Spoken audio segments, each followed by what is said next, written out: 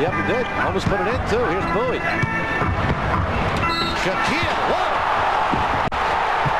Have you ever seen an NBA player's ass causing a rule change across the entire league? Or someone wearing a piece of clothing or accessory so controversial that it caused them to pay $5,000 as a fine per game? Or someone who practically cheated his way to the free throw line? Yep. All that and more to uncover in our video featuring the top 5 NBA players who forced rule changes across the league. Starting at number 5, we have the man himself, his airness, Michael Jordan. The 6-time NBA champion needs no introduction, but the shoes he wore back in the day certainly do.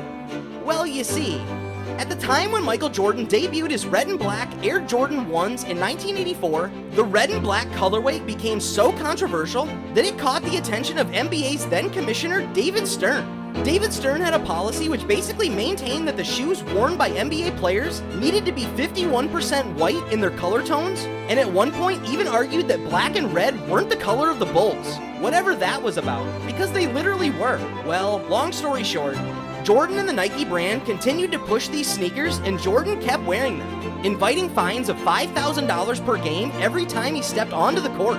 The sneakers became widely popular, and it wasn't until 2018 that the regulations were finally lifted, and players could wear whatever color of shoe they wanted. And as for Michael Jordan, well, he has so far amassed millions, if not billions, thanks to his Jordan shoes and the deals they brought him over the years and the buzz they ignited for others to follow.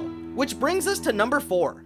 We have the man with a motor for a mouth, the round mound of rebound, Charles Barkley. But could you imagine Charles Barkley's ass being the reason for the NBA causing a rule change?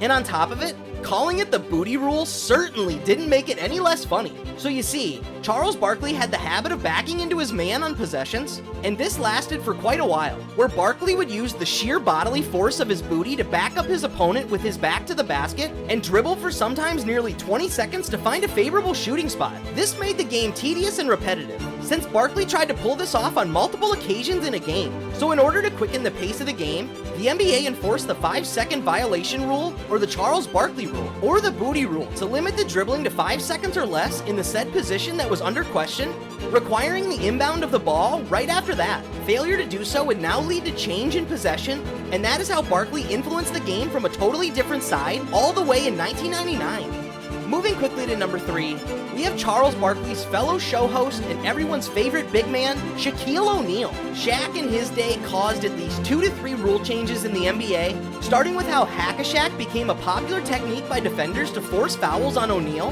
so that he could be forced to take free throws. And him being a poor free throw shooter, he would often miss, thus making it favorable for Shaq's opponents and making it easier for them to frustrate him. In addition to this, Shaq was single-handedly responsible for making the NBA install stronger backboards after he broke multiple of those with his emphatic dunks. Almost does bring down the entire backboard. That he installed a tree made of all the boards and rims that he has broken near his house. But going back to the hack-a-Shaq problem, the technique to force Shaq to the free throw line once made him miss all 11 of them against the Seattle Supersonics in a game back in the year 2000. Such was the problem that despite not doing much for a long time, and even after Shaq's retirement, the league finally made a change where it declared that away from the ball fouls would now award the fouled team a free throw and possession of the ball in the final 2 minutes of each quarter of the game. This was different from the previous rule change, which had the same consequences, but only the final 2 minutes of the fourth quarter. And as for another incident, Shaq is credited by even the likes of Phil Jackson to have been the major force behind the change of the 3-second violation, since it now doesn't allow offensive and defensive players to camp out and stay in the paint for more than 3 seconds, while earlier it became easy for players to wait in the paint and rebound easily. Shaq Diesel's dominance caused this rule change, and we got games with better momentum in the league as a consequence. And before we reveal our top 2, we would just be so thankful if you could like this video and hit that subscribe button to join our growing community. And more importantly, hit the bell icon for notifications whenever we upload new content. Also, comment below and let us know which rule changes were influenced by a player on your favorite team, and we'll cover them in a potential sequel of this video. Now, at number 2, we have the Slim Reaper, aka Kevin Durant. The 2-time champ with Golden State had been infamous before he joined the mighty Warriors, but for polarizing reasons. His scoring was his biggest asset, where he could practically score from anywhere, be it inside the paint, Kevin Durant, the cheat code, from the 3, pull up 3, he's good. From mid-range, Banks it in. But that didn't stop Durant trying to be cheeky and exploiting the loopholes to draw fouls, where he used a move called the rip-through, which is actually called the most dipshit trick in basketball, as per Grantland.com. The same publication describes the rip-through move in the following words. On the rip-through, an offensive player intentionally swings his arms into an aggressive defender and heaves the ball toward the basket in hopes of drawing a foul. In these videos, you can see how Kevin Durant just collides into a defender awkwardly and pushes the ball into the defender's outstretched arms while making it look like a motion to attempt a shot after drawing contact. The NBA caught on this and finally decided that this move won't be allowed to grant a shooting foul, providing contact occurred before the start of the shooting motion. And that was the sad demise of the rip-through, or should we say, rip the rip-through? Don't add us for the bad jokes. Thanks! And now finally moving to number 1, we have the beard, James Harden, a man who has exploited the loophole of drawing fouls and going to the free throw line an insane amount of times by drawing contact with a dirty technique. How? Allow us to explain. Reported by Nets Daily in 2021, Harden took 20 free throws versus the Orlando Magic in a single game, and it was the 73rd time that Harden had made at least 15 free throws in a game.